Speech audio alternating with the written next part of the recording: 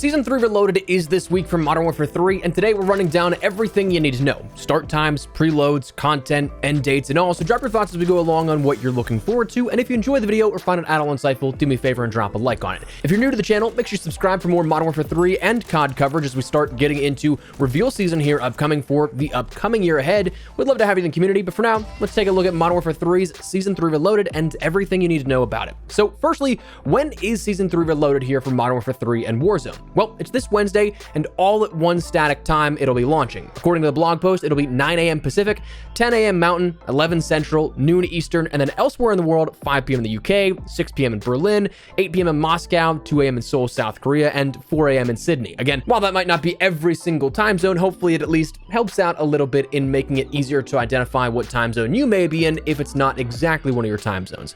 Now, as for an end date, the end date we're currently looking at is Wednesday, May 29th, leading into that around the same time likely, so that's when we're going to go right into Season 4 here. So assuming no additional time is added onto the season with this upcoming update, we'll have 1 month from today to complete everything and play around with Season 3 content. Now next, will there be a preload? As of recording this, there is no preload that's been available just yet, but that doesn't mean that it won't happen. In fact, I'm kind of banking on this being an option for some platforms in the next 24 hours or so.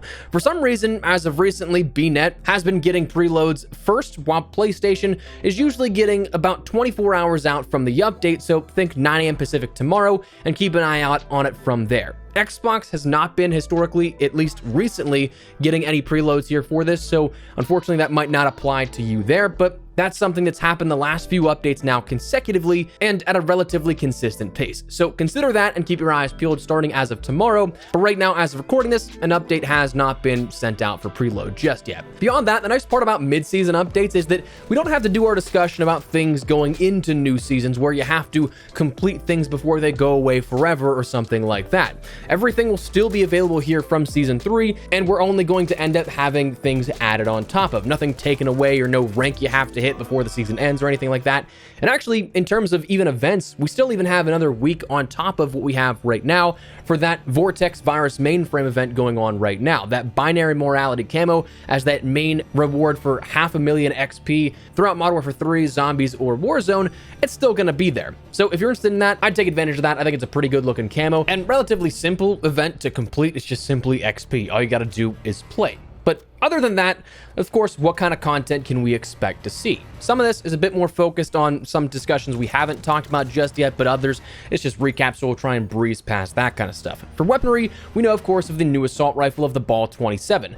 That is going to be unlocked via the Redacted Battle Pass sector, which will open up, including 5 challenges for certain items. We don't know what those will be just yet beyond the Photonic Charge Barrel for the Moors. That's going to be a part of that, an aftermarket part here with it, but beyond that, 4 other challenges for 4 other items. Last season, we saw a camo introduced, so I'd be cool with that if that came back, but after you complete those 5 challenges, you'll end up having the ability to complete that final challenge to unlock the Ball 27. And then you'll have a host of aftermarket parts of the Jack Patriot kit, turning the M16 into essentially the M16A1, the Wardens for the Lockwood Mark II, which essentially makes the Model 1887s from Modern Warfare 2 in 2009, the Jack Atlas kit, which functionally turns the AMR9 into the AMR9 from Advanced Warfare, making it a 5-round burst, and then again, finally, that Photonic Charge Barrel for the Moors coming along in the Redacted segment of the Battle Pass, opening up with the mid-season update. Now, with the aftermarket parts, it is important to note that we only get 1 of those per week. We're going to seemingly, based off of prior mentions in the blog post, have 1 week where it's going to be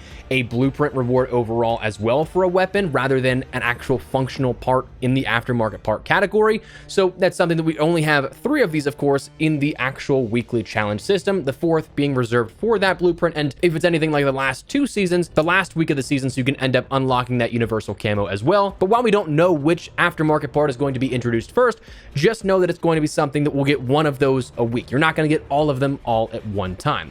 In the discussion for weaponry a little further, you also can probably expect some sort of weapon tuning. It seems like for the most part now, we don't get a whole ton of weapon tuning outside of seasonal updates, but fingers crossed we get some here, because between Modern Warfare 3 and Warzone more in particular, I think there definitely could be a shakeup of some of these weapons that have been dominant for so long. The HRM9 is one that I'm hoping gets adjusted to some degree, because now for about a season and a half, the HRM9 has been something that has been dominant in the Warzone meta for the SMG and close quarters capacity that it has. So hopefully we'll see that one. As for maps, we have Grime and Checkpoint. We also just recently got a trailer today detailing a little bit more of some fly-throughs of those maps. Again, some of them you may know, of course, Checkpoint being from Rebirth Island. Grime is something that is a newer map, but both I'm very much so looking forward to jumping into with this, those being a bit more smaller to medium-sized maps, and seeing how the pace will work and if they're going to be grind-worthy maps or just in general how they'll play out. Of course, we know those new modes of Minefield and Escort. Those we've talked about, Minefield just dropping proximity mines upon death of enemies, and Escort essentially being just your safeguard mode and your just escort the objective type mode, but for 6v6 play exclusively for that objective. You had that in War in some capacity, but again, it's only in some areas. We're also detailed an arcade playlist, which is going to have new power-ups and weapon pickups, kind of seemingly like what we saw with a maybe combination of the 420 event and the Soup Siege event, stuff like that, where you have some power-ups being played on a various number of different game modes at their core. One thing that I found interesting with the blog detailing this, as we mentioned when it was first revealed last week, was that there's an image that is associated with this that looks like it's a camo we haven't seen before, but also is one that could be one of the leaked camos that we had seen from way back, an animated camo that might be playlist specific.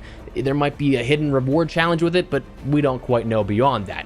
We of course know of the EMD mine and the enhanced vision goggles. Enhanced vision goggles giving you that target tracking capability, but on a limited battery, and the EMD mine, which is essentially just like a sonar dart that sticks to enemies if run over by that, in which the enemies can take it off, but until they do, you know exactly where they are in a advanced UAV style. Zombies, of course, doesn't have a whole ton, but you're at least getting something. You have a new story mission, a new Dark Ether Rift, some new schematics here in which it's dead wire for essentially your launchers, the golden gas mask, which is a regenerative gas mask, and also the Sergeant's Beret, which is essentially disguised from DMZ, where you can go in and you're hidden amongst the mercs if you want to engage with those. Plus, you also have a sort of guardian with you as well. You also have a new Warlord coming, but that's essentially it. Your Warzone stuff, again, a lot of Rebirth Island focused stuff. I'm still very surprised we've had such a lack of big map updates, not only just this season, but we didn't get a whole ton last season either. But we end up having a new public event where it's going to,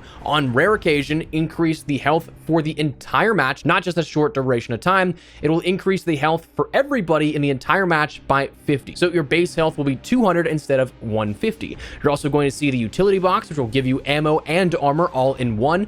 The weapon trade station coming, where you can trade loot for specific certain items. The specialist perk package, the foresight kill streak, and more coming along with that in terms of some smaller stuff and gameplay related items.